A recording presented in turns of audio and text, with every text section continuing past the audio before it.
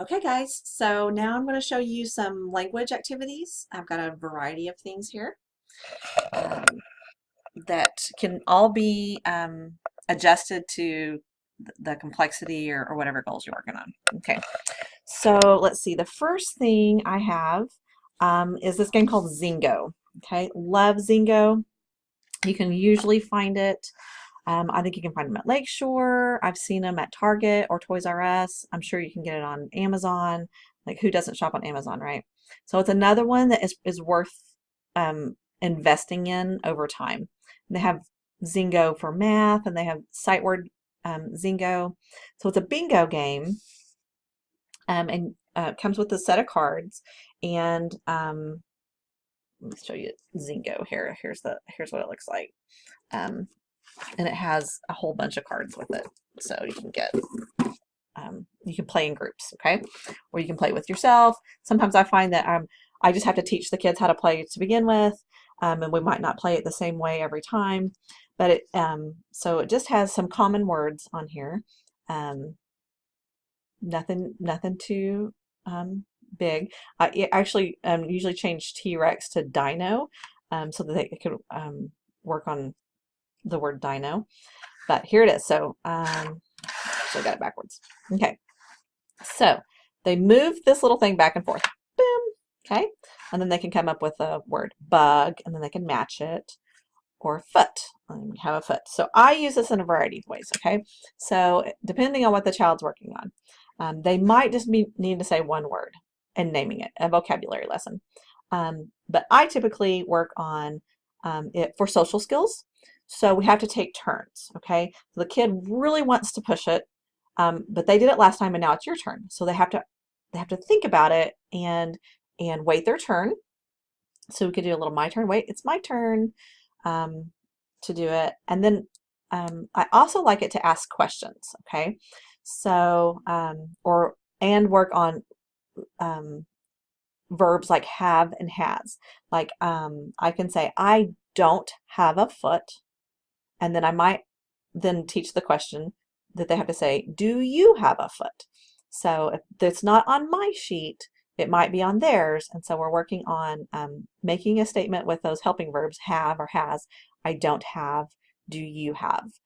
Um, and so, and then you can work on negation too. So the word don't, they don't always know how to say that or use that correctly. Okay, so that's what I like to do. Or we can make it simple. Do you have one? Just maybe yes or no. Or they could say no foot, you foot. Just depends. Completely versatile coming up with it. But I love Zingo, and the kids love it.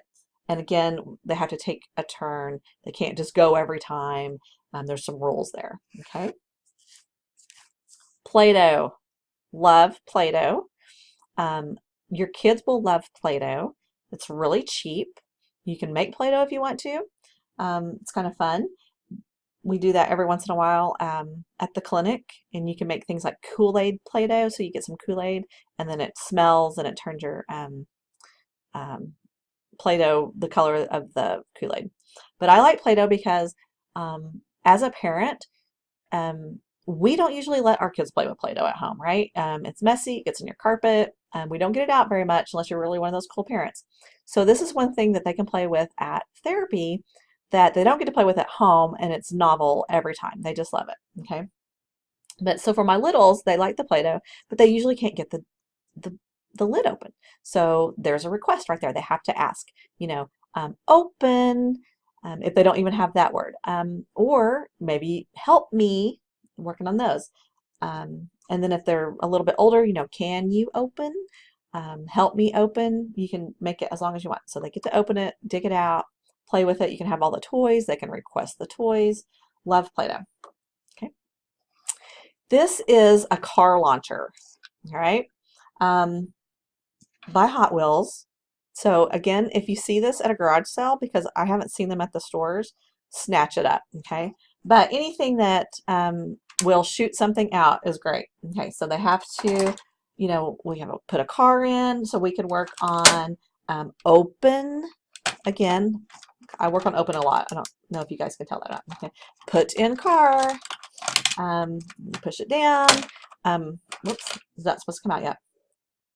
A lot of my littles are not strong enough to push the button, so I put my finger on there and then have them put their finger on top, and they have to, I say, oh, push my finger, and then my finger, they act like they think that they're pushing it, but they're actually pushing my finger, and I'm pushing it because it can get kind of hard. But again, it's just a motivator, so I push the button and then it's going to launch out. Boom. Okay, love it. Shoots across the room, hits the door, and you know, they think it's hilarious, and then they can go pick it up, but it's a good motivator. Okay. Another thing that, so I told you guys to have like maybe start a set of CVC words for articulation. Well, I have these set of verb cards, okay, and have them laminated with simple verbs. Fighting, tasting, they all have the ing. You can change it to just present tense if you wanted to, tastes, or tasted if you want to make it past tense, but it's just simple. And they all have kids, boys and girls, so you can use them for verbs, you can use them for pronouns, and then you can use them to build sentences. Okay.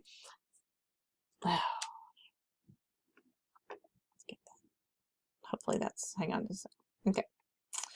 So I have a set of those, love them, use them for everything. You can grab them and do whatever with it, okay? This is a desk chart, love it. So I can put, you can put your artic words in here if you wanted to, but now I'm using these verb cards, I'm just throwing them in, we're working on pronouns, she or he, just put them on a simple note card, is, or you can make it are on the other side. If you wanted to do they are, and then you just put your verb in there. So you can work on she is biting.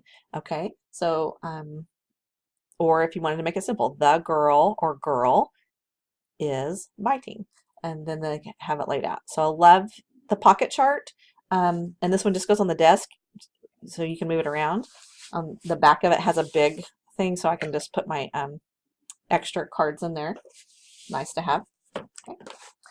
Then the very last thing is a cookie sheet and magnets. I love magnets. Okay, it's a lot better than Velcro because I don't have to continuously buy Velcro dots or ruin my scissors cutting Velcro.